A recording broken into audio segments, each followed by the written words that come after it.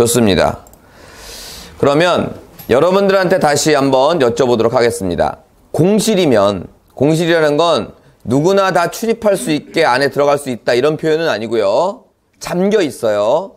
잠겨 있고 안에를 이렇게 보니까, 두들겨 보니까 사람은 없어요. 그러면 그거 점유입니까? 제가 교육이 좀 많이 잘못됐다는 걸 이런 데서 좀 느껴요. 제가 이렇게 어떤 사건들을 많이 해결하는 편이고 해결하라고 추천을 해드리다 보니까 유치권은 다 아니래. 저번에도 하나 있었는데 저번에 이런 게 있었죠. 유치권 신고를 늦게 하면 유치권입니까? 이렇게 물어봤어요. 유치권이 아닙니까? 결론이 어떻게 났습니까? 유치권일 수도 있다는 얘기예요. 그거 가지고는 따질 수가 없어요. 자, 그런데 비어있다. 하지만 시건장치는 되어 있다. 이건 직접 사람이 있는 건 아니나 그 유치권자가 키를 갖고 있다면 이건 점유입니다. 직접적으로 점유하지 않지만 간접 점유로 점유하고 있다서 간접 점유라고 보통 얘기를 합니다.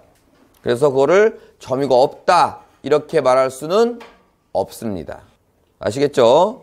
여러분들 뭐 무조건 다 풀린다 이렇게 생각하시니까 자꾸 그쪽으로 대답을 해주시는데 잘 생각하셔야 돼요. 자, 그러면 점유를 하고 있다 이렇게 볼 수가 있겠네요. 최근에 제가 결정문을 하나 받은 게 있습니다. 그게 뭐였냐면 제가 다음 시간에 아마 할 예정인데요. 유치권이 있으면요. 그 유치권을 내보내기 위해서 인도명령으로는 잘 나질 않습니다.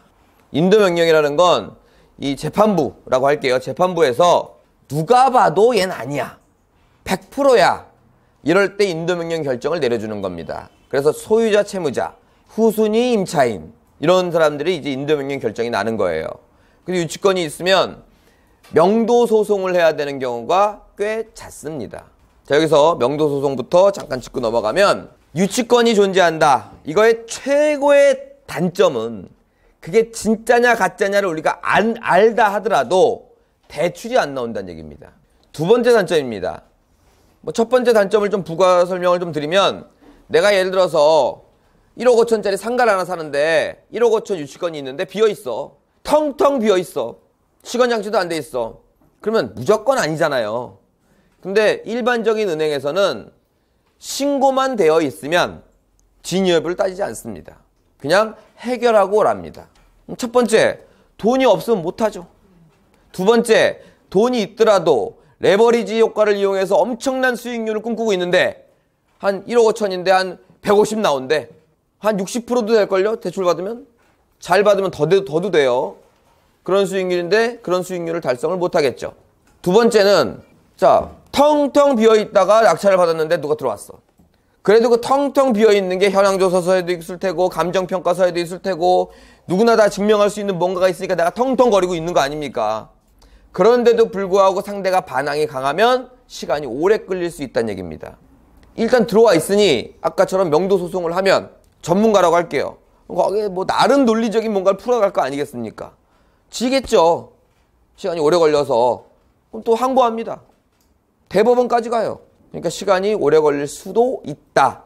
다시 처음으로 돌아가서 아니 학원은 막 유치권 있는 거 다 대출 받던데. 받아요.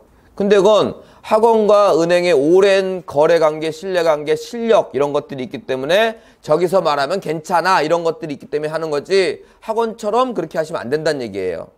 대출. 그리고 나아가 시간이 좀 걸리더라도 유치권이 뭐 취하서를 내든 소송을 이기든 없어지면 대출은 나옵니다. 그 점을 말씀드리는 거고.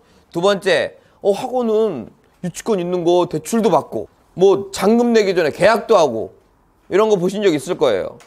우리 이번에 팔린 빌라도 유치권 15억인가 돼 있었는데 7월 9일 날 잔금 내고 8월 4일 날 팔았습니다. 화성 빌라. 하여튼 그렇기 때문에 빨리 되네 이렇게 생각하시면 안 된다는 얘기예요.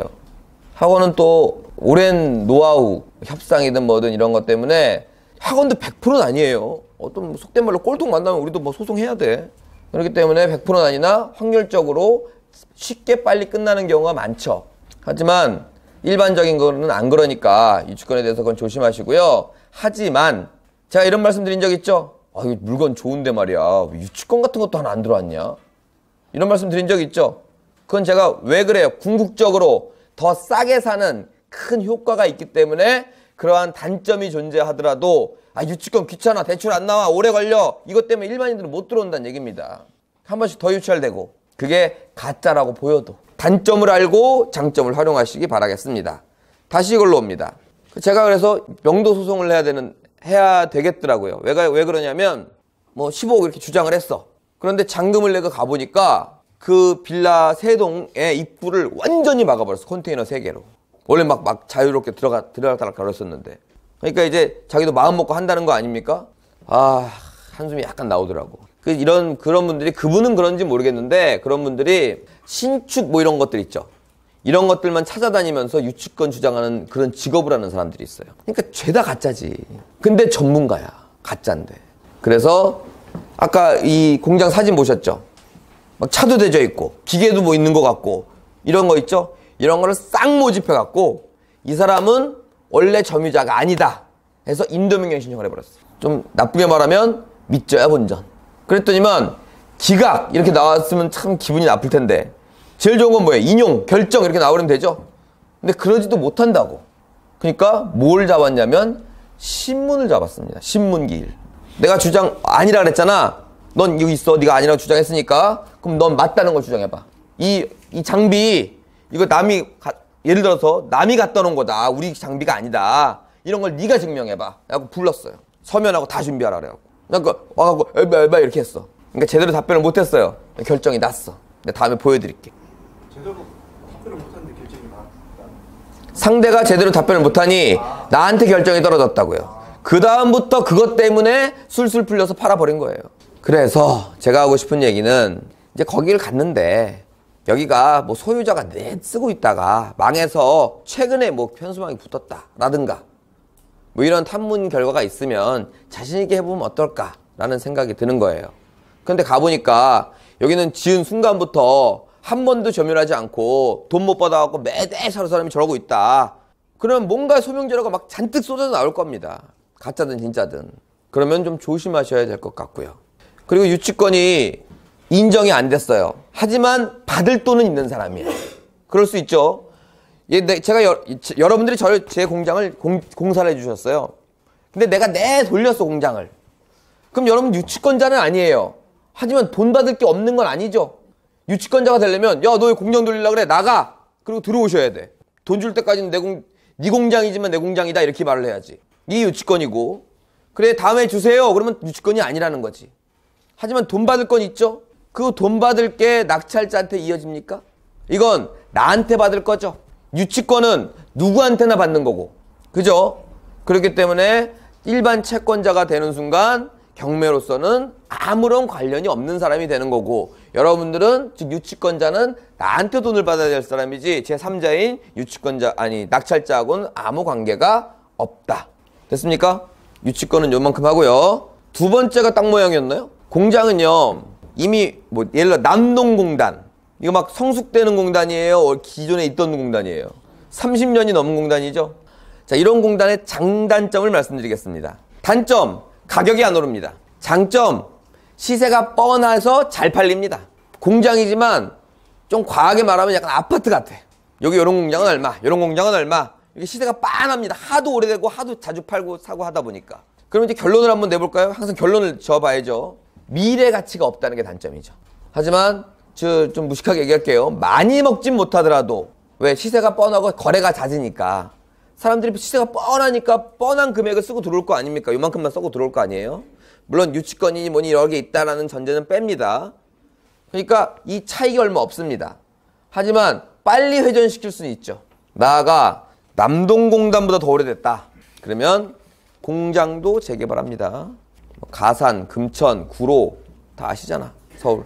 그게 공장으로 재개발이 될지 주택으로 재개발될지는 모르나 서울을 제외한 다른 공장들은 아마 공장으로, 말 이렇게 무슨 산업단지 이런 말에서 스마트시티 이렇게 바뀝니다.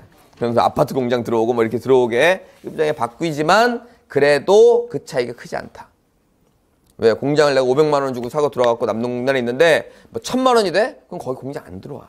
서울은 약간 예외예요. 서울을 제외한이라 그랬습니다, 제가. 그래서 미래 가치는 없으나 잘 팔리는 건 있다. 자, 성숙되고 있는 공장. 전 이걸 더 추천드립니다.